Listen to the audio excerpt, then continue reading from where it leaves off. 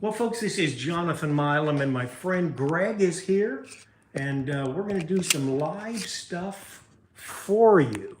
We've got horns here and more here. So I'm going to have to turn this around, make sure that we get it set up right, and see how it goes. Okay, I think that's relatively level. Okay, orientation is locked. Rotate device back. Okay, how are we looking there? Well, here Are we in there? Oh, great. Do you want to take your stand over there? I set a couple of stands there if you want. Oh, yeah, sure. Okay. Okay, great. We're here, folks, like it or not, huh? We're here. I'm hoping I can follow along on the computer, but I've never done this before, so. Oh, live. There we go. Well, I've never done a live thing like this before. Uh-huh. We're good. We're in good company. Absolutely. Okay. Okay, now with Paul, do they call it P. Mauriat? P period space Mauriat. M-A-U-R-I-A-T.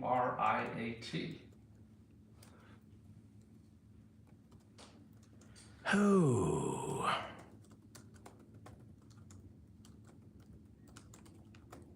And the model is the PMT 75. Marvelous. And the train heard from it. There we go. That's special, isn't it? Okay. All right. Are we still going live?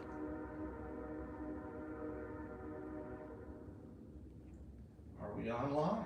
I think we are. Video link.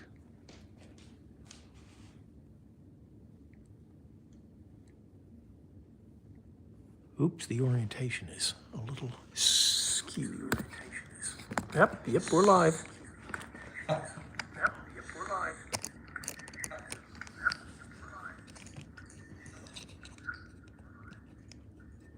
Okay. All right. Okay, Greg. If you want to, I better mute that. What do you want to play first? Well, let's, we've got some olds here. We've got, what, 3, 4? You brought one and I have 3 olds. out. Yep. We have 4 olds. One is a Fullerton and the other are LA. Yes. So. Yes, indeed.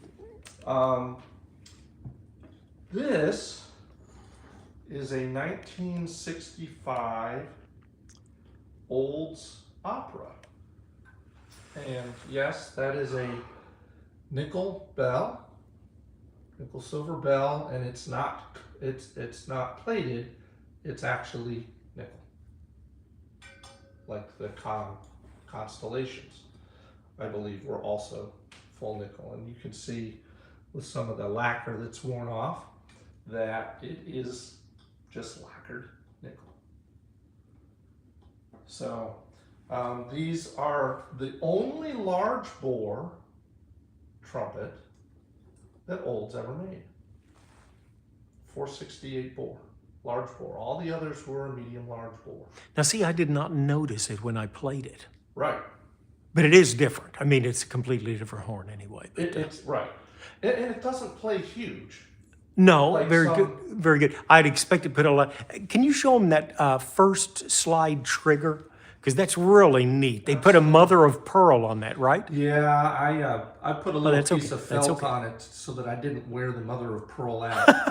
But in there is a piece of mother of pearl, just like the top of the valves, right in that little area there. And then you've got your. I did like the feel of that trigger, Yeah. though. I thought that was impressive. It's a good trigger.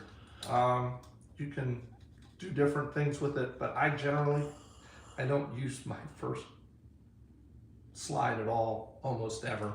About the only time I'll use it is if I've got a mute in and I'm playing an A or something, and then that tends to make it go sharp, and Yep. then I'll bring it down Yep. with that. But Yep. I generally don't even use any of that. So Well, now, did they make one type of opera or two? Because it looks There were like you've two. got, is that a nickel lead pipe?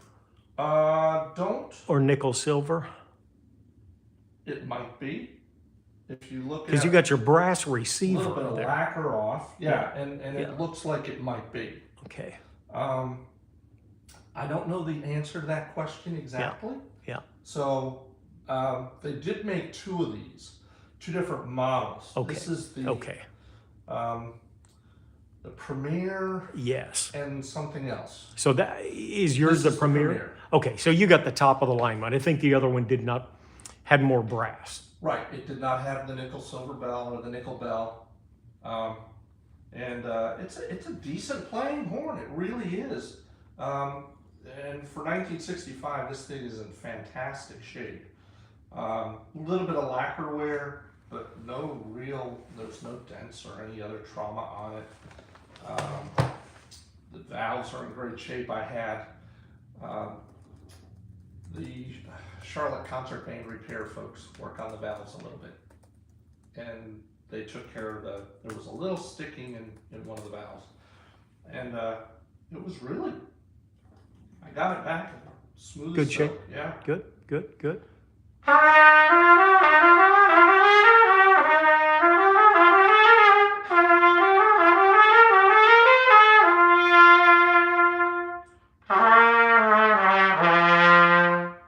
It's got a good sound to it. Solid.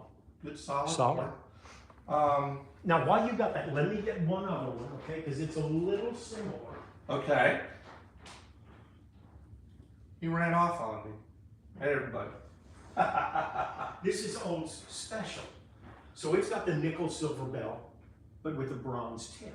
Oh, it sure does. And I'll tell you what. I've never seen that. This is a thick. It's not the quality. That was a better quality horn. But this is a thick nickel silver. And if you want to play this just after you play that, then we'll just get an idea. Okay, so the opera. The opera. The other horns that I've brought today, one that Jonathan is now the proud owner of, the Andrea Giuffridi. Beautiful horn. It's pretty lightweight. We have shown this one before on your YouTube channel. Very briefly. Yellow brass, 72 style bell. And the valve casings are a cuprum nickel, copper and nickel together. So they're very pretty. This is the lacquer one, of course, not the silver. And it's a beautiful horn. These come with two different slides, the round and the square. Now, in this horn, I prefer the round. Some people prefer the square. It's all about the blow and the feel and response of the horn for everybody. It is a reverse lead pipe. It's a good, beautiful horn. It resonates well.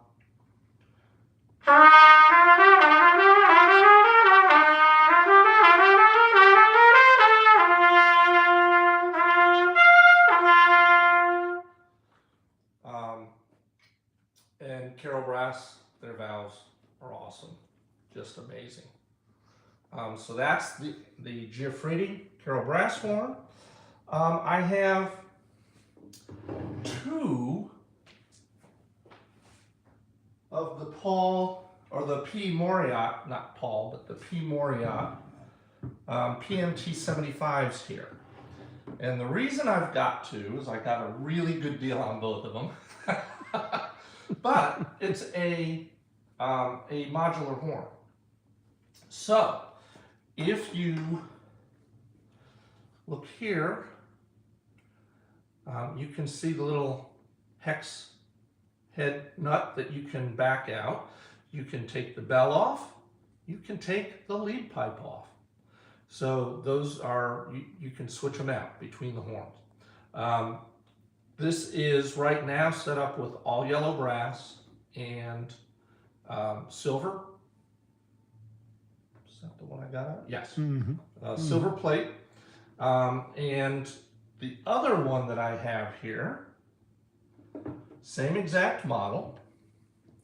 Again, you can switch the pieces out. But this has a titanium copper bell and a titanium copper lead pipe. Of course, you can mix and match. when I bought this originally, I had it with the yellow brass lead pipe on it. So that matched color-wise your lower lead pipe and receiver and bell, right? They were all going to be brass? Okay. It does now. Okay. When I bought it, it was the silver yellow brass that was on it. That's right. They'll sell it to you in different formats. Uh-huh. Okay, all yellow brass, all copper, or a mix and match between the two. You can get the copper bell and the yellow brass lead pipe, or the yellow brass bell and the copper lead pipe. Now, did you buy both of them at the same time? I did not. I actually bought one, Uh-huh. really liked the way it played, and went back and bought the other one so I'd have all of the parts for it. If you'll pause for just a moment. Yeah. Greg has got a magnificent wife. She is a truly beautiful woman, kind, intelligent, and she obviously has good taste. I mean, look at this man. But he has had more horns than you can count. I think he's had more horns than I me. don't know. Greg, I know, has had more expensive horns than I have. But at any rate, this is impressive. His wife is impressive, but very kind to let him get 2 of these at once. So I'll play that same little Clark's study on this and that.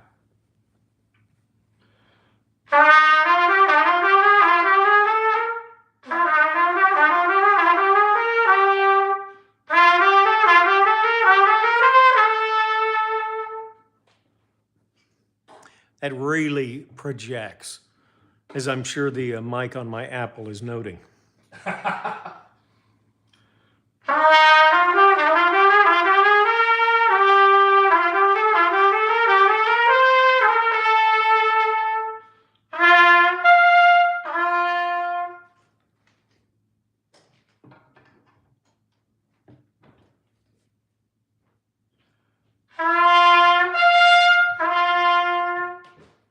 And I feel like, at least from behind the horn, the titanium bell projects a little bit more. Okay? How does it sound in front of the horn? Powerful. They both actually sound pretty powerful, but I do think the titanium carries a little bit better. Okay. And it looks like a dark silver. Can you hold them up at the same time? Yes. It looks like a slightly darker silver. Well, there's no silver on the bell or the lead pipe. But that's what it looks like. It's That's just the titanium copper alloy. Now hold that for a second. This is what a pure bronze would look like. So it's not that color. Right. But it looks like a very dark silver, although granted it's titanium copper. And that's because of the titanium part of the alloy. Yeah. The copper just gives you the red. The titanium is going to be more of this color. Yep. Right? Yep. So that's why you end up with that.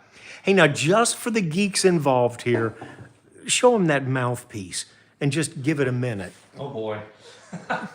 I can only give it about 30 seconds. I got this mouthpiece. It is a Stomvi, and it's marked from Spain, Valencia, Spain. It's a Stomvi 5C. It is gold plated. This came with a Stomvi Master I bought used a long time ago. I kept the mouthpiece. Didn't keep the horn, but I kept the mouthpiece. And it is gold plated on the body, but the rim is not gold, and I don't think it's silver plated. It looks like it might be titanium or some other non-brass metal. Very interesting. So the rim is definitely a darker shade. Mm-hmm. And I told him, I said, it's probably lead and you're hurting your brain. I thought maybe he would leave it here for safekeeping, but I'm afraid he's going to take it home with him. But a nice sounding. My brain, so this won't hurt any worse. So you brought this opera out. Yes. I'm sorry, you brought this Special. special out. Yep. Let's do the opera compared to the special, since you Good. got some nickel silver there too. And if you want to back up about 5 feet, you will save the people a lot of pain.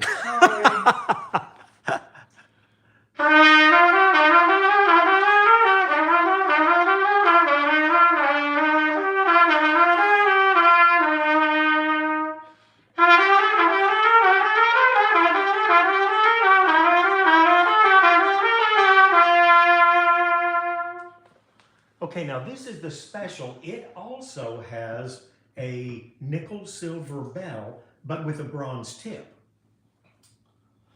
And remember, the opera is a large bore, 468. This will be a 459. This is a little bit lighter than the opera.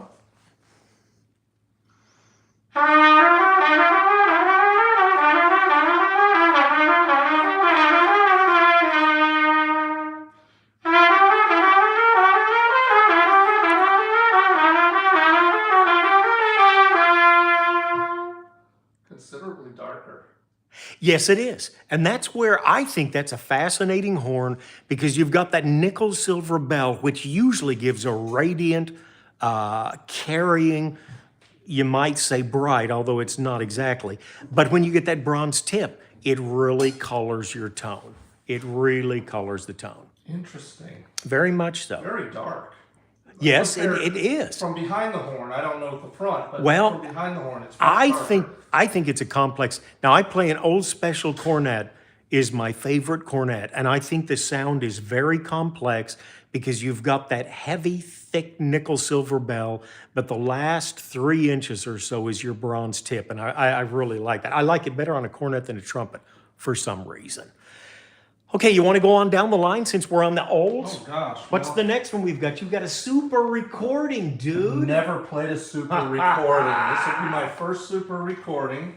These are rare. Yes, they are. They are very rare. Yes, they are. Very expensive. Now this has, like my special, it has the rim. What do they call that? Garlands, krantz. Yeah, it's got a different piece there. And this is an older one. It's the original.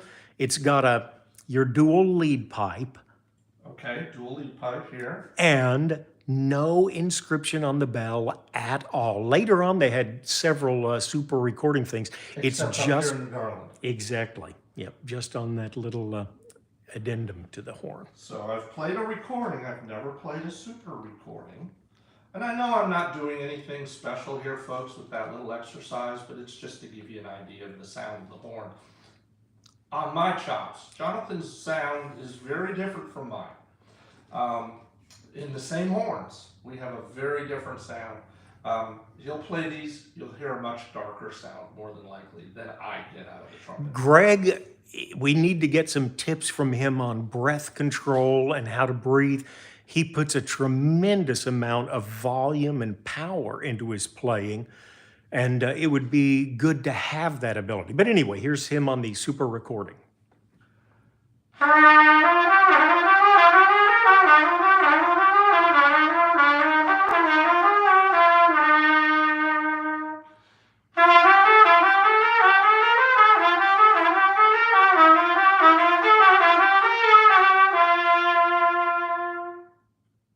Now, this horn is in basically good shape, but the big problem,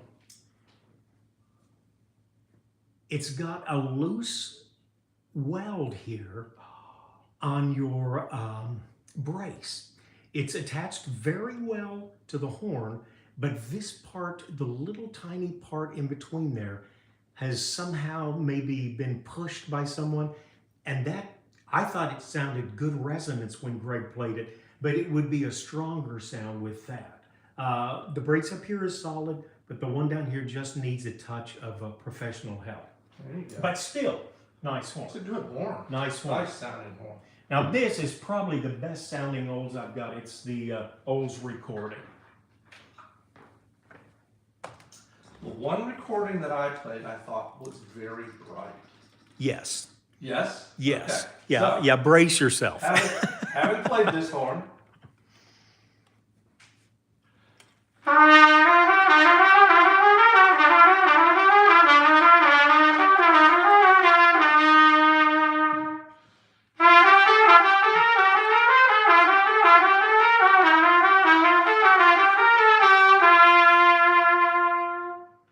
That's got a lot of sound. Unbelievable projection. And this horn I had for about a year, and I thought, yeah, it's okay. I did a valve alignment with a little dental mirror. Yeah. It's very hard with that offset valve to get it right. And then I got a lighted scope. And I went in and I realized how far off my valve alignment was. And after I put the valve alignment together, I put it up and I thought, this is why they talk about the recording. Right.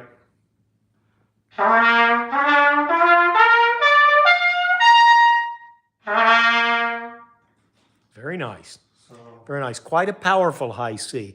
Now, next to it is the old Super from, if you don't mind going down, right on down the aisle. right on down the line, the old Super. This is another. This is from 41. All of my olds are from the LA factory, so they're 52 or older. And this is from 41. It's a little bit older than the Super recording, but very close. I do like this one because it has the first valve pull as well. Yes. Most of them just have the third slide. So I have one of these as well. Mine is from 1946, and it was my father-in-law's horn, and he gave it to me when he passed away. So I have one of these. This is in much better condition than his. Really? He didn't really take care of the horn very well. A lot of worn lacquer and some pitting on the valves, on the outside of the valves, but the horn still plays great. The valves are good. Everything plays. It doesn't have any dents or dings or anything, but he had a lot of acid in his hands, and it hurt the horn. So we'll see if it plays like mine.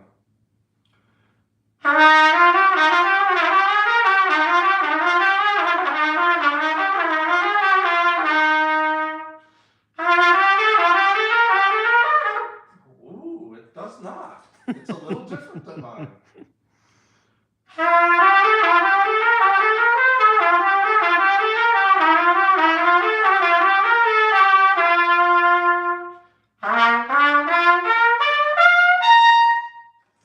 Now, is that darker than yours or just different? No, I wouldn't say it's darker. I would say that it's got a slightly different, what's the word I'm looking for? I overshot that one note, right? And I don't do that on the one that I've got at home. Okay. So it's a slightly different response than what I've got. And that may be because the way it was taken care of originally. Yeah. Well, now this one I used, I did a couple of videos back, was a blind test.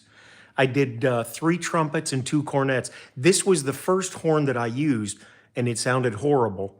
With the mouthpiece, I was using the same mouthpiece for all 5 of them. No, it was a Reeves 42C, and it did not agree with this trumpet. The trumpet sounded sick. Did not like that trumpet. It did not like that mouthpiece. So that mouthpiece. I was glad I wanted Greg to play this so I could see how it sounded from out front, because I've not heard hardly any of these horns played by someone else. It's always been me. Okay, this is a Bach Stradivarius. It's one of the newer ones. It's the Light 190 1B. It's got a bronze bell. This particular one, we put an MK aftermarket tuning slide. It's a bronze tuning slide with a brace. So that should, and it is either bronze or copper, it really should make the horn much more legit sounding. Which the regular slide for the commercials does not have a brace. Does not have a brace, and it's all nickel, and it's a very long slide. It's probably about 13 or 14 inches if you'd unfold it. And so you'd have that nickel, where now we've got bronze, and that should darken the sound and make it much more legit, frankly. And this is the number 1 bell. Pretty big bell. I think it's like a 72, but it's not exactly the same. So I don't know how the one compares to some of the others. I just know that it's different.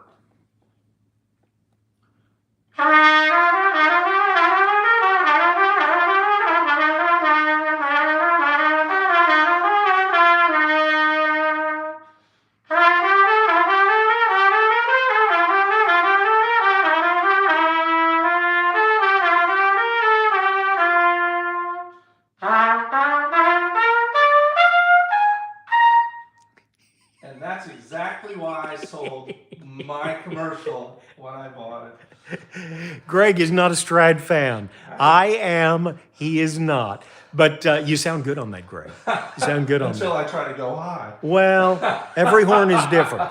Every horn is different. Frankly, Greg did not get a long time to warm up, and he drove down from Charlotte, so he had about a 3-hour drive today. 3.5 hours on the road, and I'm just now. And Jonathan puts me in front of the camera. Welcome. So this It's called is the hot going to be seat. that little.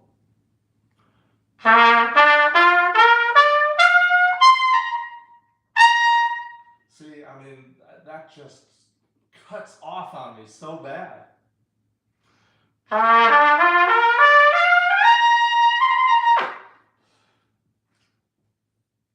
Restore your faith in yourself. I did. I had to do that. Oh, and by the way, my watch just told me that it was too loud. Really? Yes. Really? It just told me that it was 90 decibels. Now, was that when you were playing your P. Mauriat? Mauriat. Okay, very interesting. What do I have here, Jonathan? Okay, Tell me this what is this a Bach Stradivarius 37 bell, but I've got an aftermarket MK radial nickel tuning slide. And so it should play a little more open than some horns. And it has the Amato instead And it's of got the lever. Amato water key. Yes, it Right. does. Yes, it does. I think this gives the 37. A lot of people say the 37. I've read recently they're saying the 37 has a muddy sound. It's a big bell for Bach. It's not quite shaped like the 72, but believe me, it's a fairly big bell. It does take a lot of wind to do justice to it. And I think with this tuning slide, it's a little more open than some, but it also gives it a little more bite to the sound, a little more cutting edge, The I nickel think. Yeah, in the tuning slide. Okay.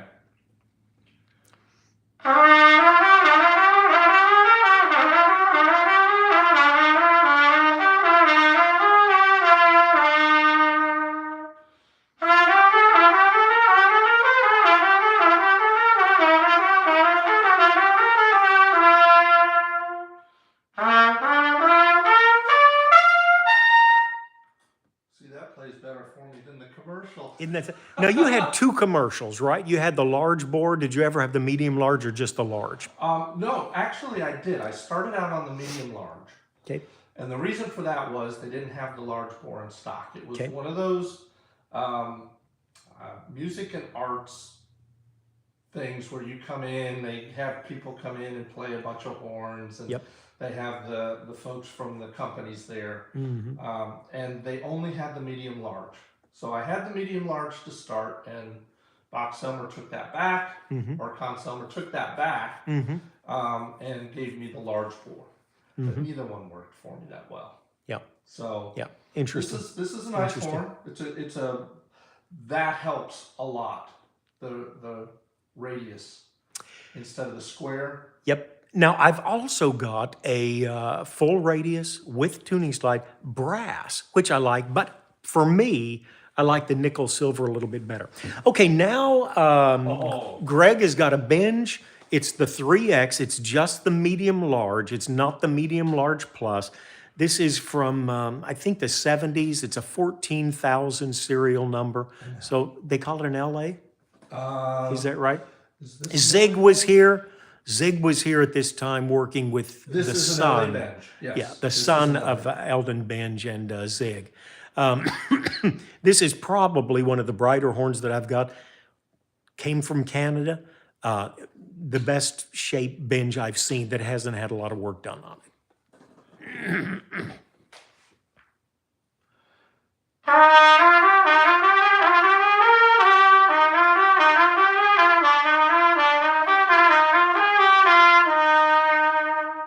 From behind the horn, it's much brighter than any of these others. I don't know about in front, but from behind it's got a lot of zing to it, if you will.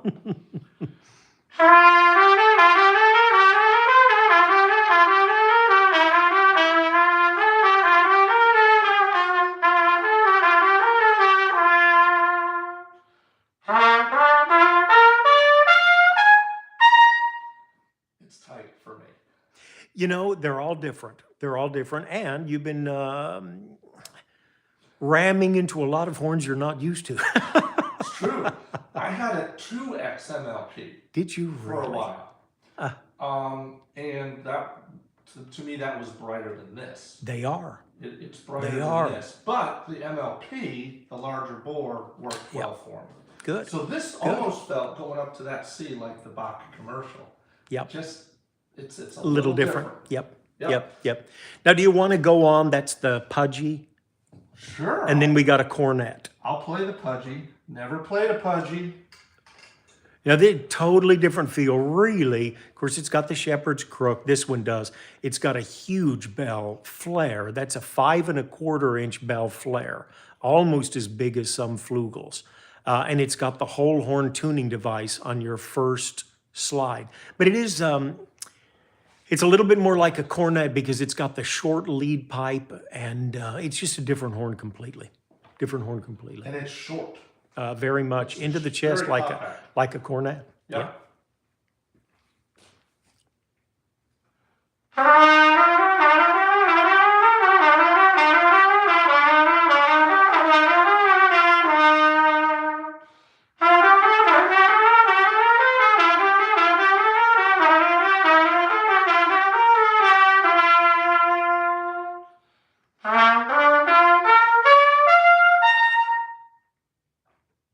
Nice. That C was a good sound. Very good sound. Now, this is a CarolBrass valve block. Brent Peters is making these, and extraordinary horn. They're definitely, if you put a flugel trumpet mouthpiece in it, it's to die for. Now, when we talk to the whole horn tuning device, now let me turn it around here. You've got your regular tuning slide here, just like most horns, but instead of a first valve tuning, this is actually part of the bell.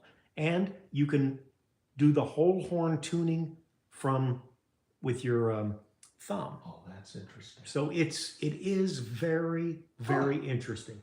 Fascinating horn. Canstel bell, this big red brass 5 1/4 inch. Cool. It's impressive.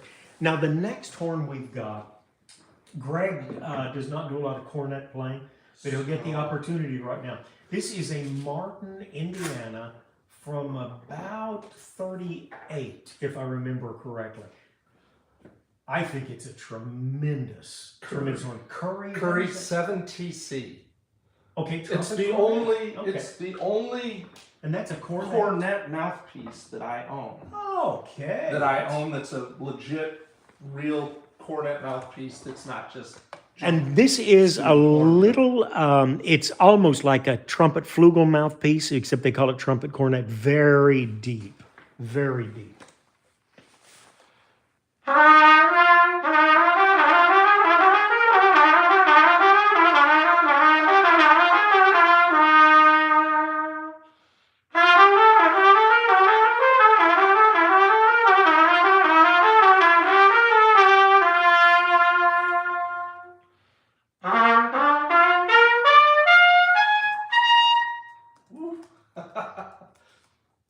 Deep.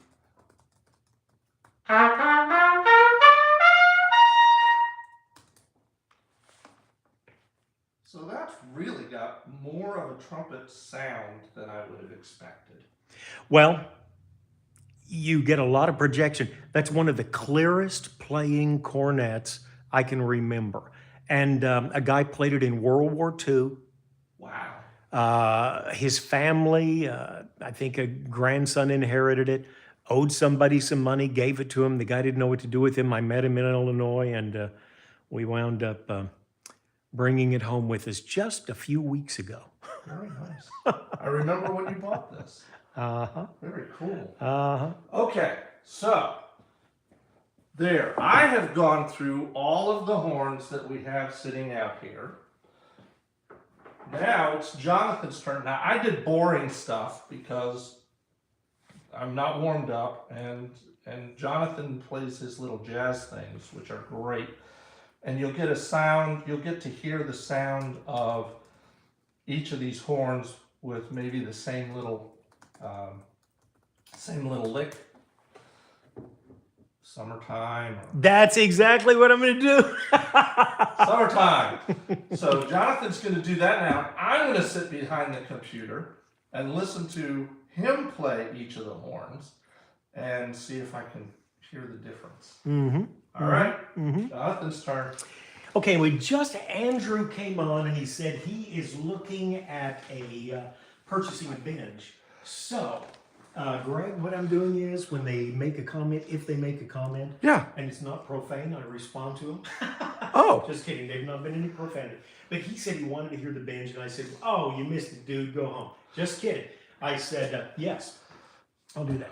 Okay, this is a Benge. The serial number is in the upper 14,000 range. Was that right? That's what you said. Yeah. Earlier. Upper 13,000 Ah. range. So I think it was like 72. Nice horn. It's the 3X medium large. It's not the medium large plus. And at this time, they still had a pretty short valve throw. Of course, one of the interesting features, forward facing second valve. Like the You can see Bessons. that. Yes, very much, which Benge was patterning it. Yes. Now, at the time that Eldon Benge started making these, his real great rival for symphony horns was probably Vincent Bach, right? Oh, absolutely. I mean, other than the Fritz Besson. I think that's pretty much what you had at that time for strong, legit horns. when did Schilke start doing the horns for the Chicago Symphony? 72. So that's... So it was a little bit later. Later. Eldon Benge had done this before. The only thing was Eldon Benge worked by himself. He was pretty much a one-man operation. And Vincent Bach had a corporation.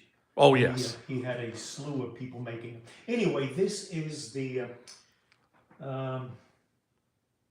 Benge 3X, and I'm going to default to my mouthpiece that I use most often, and it is the GR64MB, fairly deep, about like a Bach 3C depth, but a little bit smaller diameter. Okay, summertime.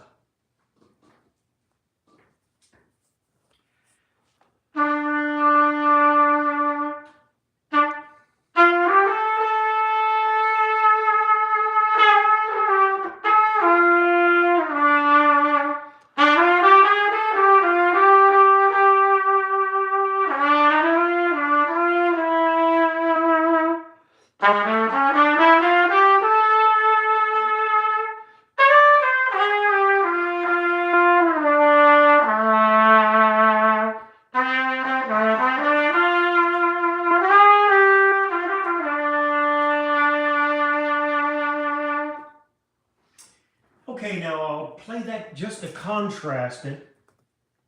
I'll run down, I'll play it with a Bach Strad 37, and this is the one with the nickel silver tuning slide.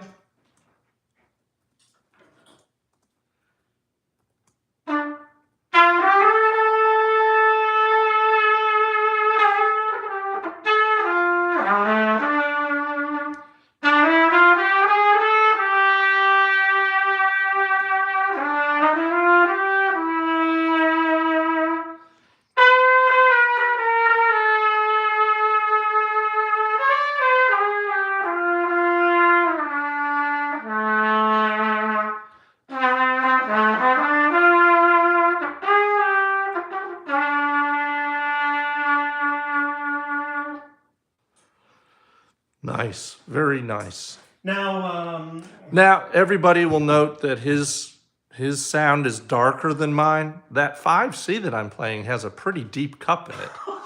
And I still managed to get a fairly bright sound out of it. Try the titanium Mauriat okay, with that same. okay, And then the Giuffridi. all right, so this is a Palm Mauriat, and it has got, looks to me like That's copper titanium. Is it the That's lead copper pipe? titanium lead pipe and copper titanium bell. Stainless steel valves in these. We believe that the parts are probably CarolBrass or Hoxon.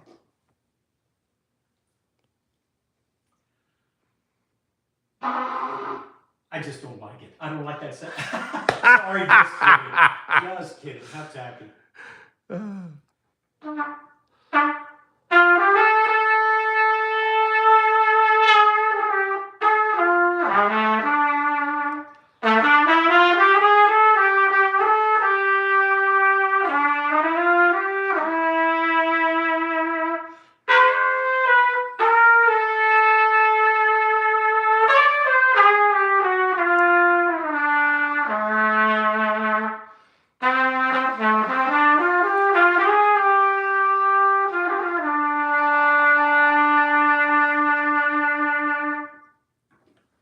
nice. That sounds great.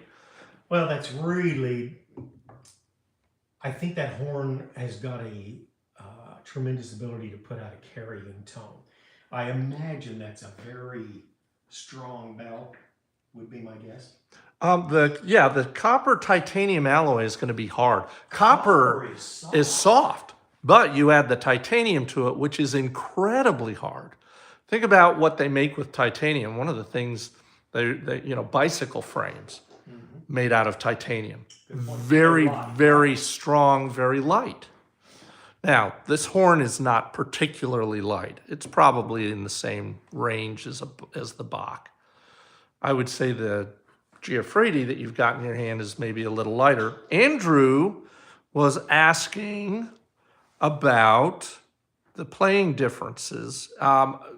Andrew, are you asking about the playing difference between the ML and the MLP?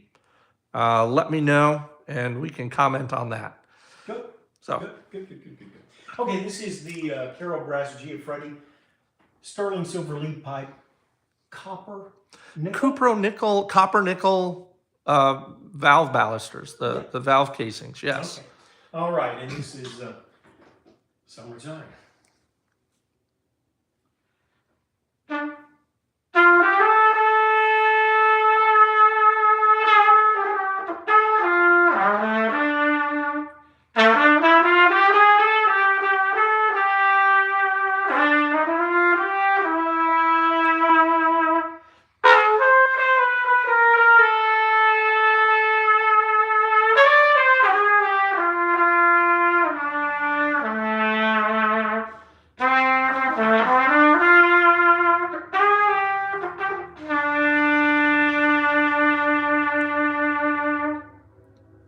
Good. Be interesting to hear that with the square slide in it. So, Andrew, in terms of the playing differences between the ML and the MLP is going to be, it's just going to play more open. You'll note, or maybe you noted while I was playing the ML, I had a little trouble getting to that C. Whereas I really didn't have that same issue with the Mauriat. It's just a different blow. And my preference is the MLP, but I've always liked a freer blowing horn than a lot of folks. Yeah, I had an MLP a few months back. A mutual friend of Greg and I, Brad, sold it to me. He had a valve job done by Steve Winans, and the valves were like a new horn, fantastic. And Steve, I think, had done a little bit of other work, just cleaning the horn up. And then Brad sent it out to Flip Oaks, it's a friend of his, and he had his total enhancement done. And I got the horn, it was a 464 bore, and it blew so, it just took all that wind out of me. I'm not a power player. I really like a little something to blow against, and it was so big, I kept it about 1 month and sold it. And I didn't tell Brad ahead of time. I kind of felt bad about that. I think he felt like the natural tendency, Milam could make a buck off the horn, and he did. Didn't really make much, but it just was so open. But it had 2 enhancements done by Steve Winans, and then Dr. Valve, and then Flip Oaks. And it was so, and it was already a large bore horn. They call anything over 462 a large bore, and it was 464. But the MLPs also have a bigger valve stroke. They have at least an 1/8 of an inch higher valve. And that's, some people really like that big valve stroke and some don't. So just whatever floats your boat. Okay, what do we want to do next? Are we about done? We've gone probably an hour, right? We've gone a good while here. Greg has played well, and I've blown my brains out. No, I haven't played that well. All I played was Clark flexibility studies, and not particularly well today. But there's a lot of really good horns on that table. Yep. Now, answer me this: the Bach commercial that you have, is that the large bore or the medium? Medium large. Medium large. That's why it felt tight at the top, as tight as it did. Yep. Now that for me. horn to me is great. It was Greg is not a Bach fan, and that's what I've been playing mostly. I just sing away the 43 that I've had for several months, maybe a year. And this is the newest Bach that I've got left. We'll play it for just a sec and see how we can do on it.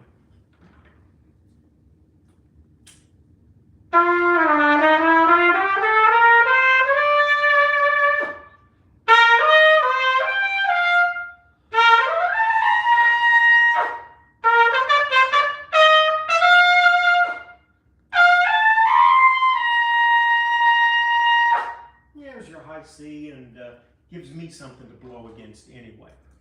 It'll be interesting. The two horns that I'll probably be playing most for the next little bit is the Giuffretti from CarolBrass that I just brought from Greg. And he was kind enough to bring it down. And the Bach LT190 commercial, as they're calling it. Bronze bell, light brass bell. Boy, has that got a bigger bell flare? I think that's got a... I believe it does. This is a 5-inch, and I think the CarolBrass is a little bigger than that. Huh. And it's got a 72 style bell. Looks like it's a little bigger towards the flare. In fact, it looks considerable. Anyway, we'll have fun. It's pretty big. Playing both of those. Yes. So, Andrew, you asked, ever play a 2X model? Yes. I had many years ago. I had a Los Angeles Benge 2X MLP, the ML Plus, which is the 464 bore. The Benge 3 plays fairly bright, and it really was a commercial and big band horn for a lot of folks, right? The 2 played brighter. So a great lead horn, would you think? The 2 is a lead horn? I'm not sure. It was different. I could not honestly answer that. I think the 3 was probably more versatile, or is probably more versatile than the 2. The 2 was sort of always bright all the time. And the 3, I think you can color a little bit more. Right. That's my impressions from having had one. Now, Timothy Dockshizer, old symphony guy. Yes. Did recordings with, was it a Benge 5? But he did symphony recordings on a Benge. Okay. Only a few people, probably back in the 60s and 70s. I know the name. I didn't know what horn he played. Yeah, he was playing a horn made by Elton Benge. I think it was a 5, so that would be a slightly larger bell. But, you know, Bachs were the standby, and now a lot of Yamahas, I think, in symphony orchestras. A lot of the, Bach or Yamaha seem to be the 2 primary for symphonies. Yeah. I've got a friend that is an acquaintance that is a symphony player, and his symphony pretty much mandates that he play the symphony-owned horns, and that is a Yamaha. Oh, is it? Okay. The folks that I know that play symphony have all been Bach players. Are all Bach players. I'm glad to hear that. To be honest, in America, it'd be nice if we could play American horns. This is the Puje. I'm going to put a trumpet flugel mouthpiece from GR, and this should be the fluffiest sound. So back to Chet Baker and There you Summertime. go. Chet Milo, one guy called me. Chet Milam. I did get a kick out of that. Okay, great Puje.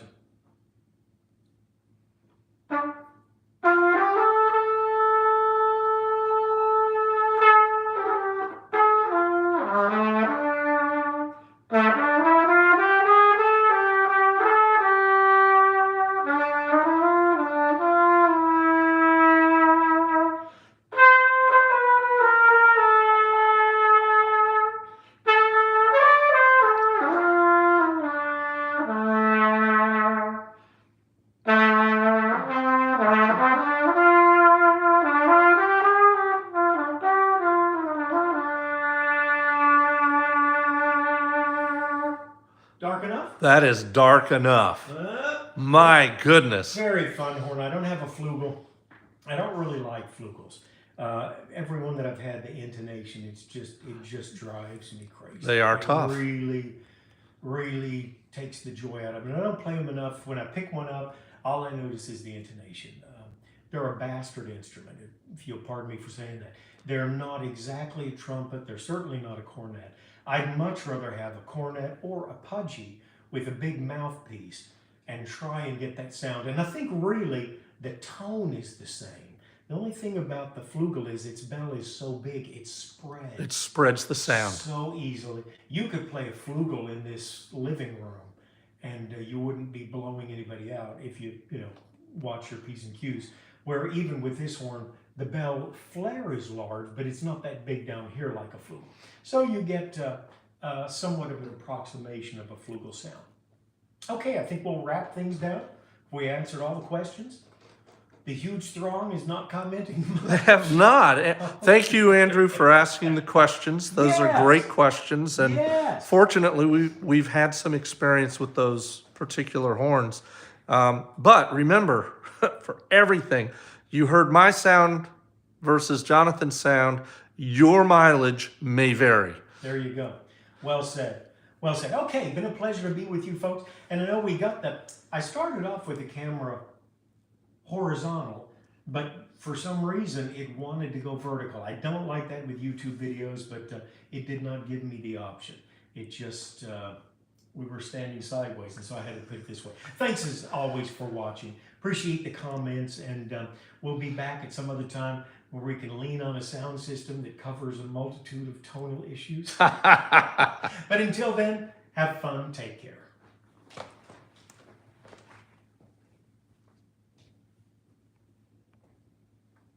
Okay. Well, how do we stop it? Oh. Are we stopped?